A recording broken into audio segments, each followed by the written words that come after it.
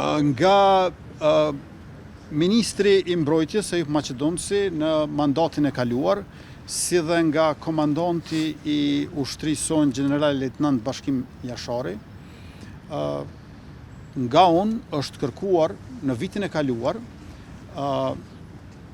leja për të shkuar në një konferencë në Doha të Katarit, lidhur me forcën ndërkombëtare stabilizuese për Gaza.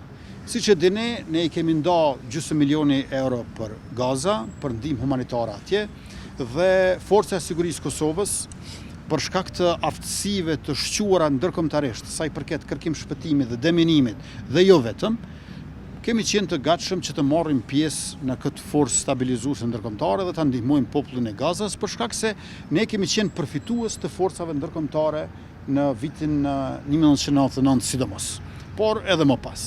E tash dëshirojmë që edhe ne të kontribuojmë. Kjo forcë stabilizuese ndërkombëtare, padyshim që do ta ketë edhe një organizatë politike, jo vetëm të jetë forcë ushtarake, dhe janë duke u diskutuar elementet konkrete se si të ecën përpara. Nëse do të dëshiroja ta thjeshtoj këtë gjë, e të kthehemi në vitin 1999, në verën e atij viti, përveç se KFOR-it ka edhe UNMIK. Pra shtetet ju e dini që merrnin pjesë në KFOR, po merrnin pjesë edhe në UNMIK.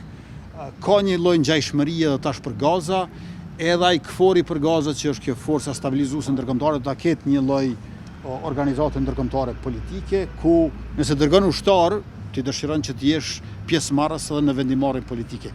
Por aty ka shumë hollësi me të cilat ju them të drejtën, shumë më tepër merren Ministria e Punëve të Jashtme dhe Ministria e Mbrojtjes. Faleminderit shumë.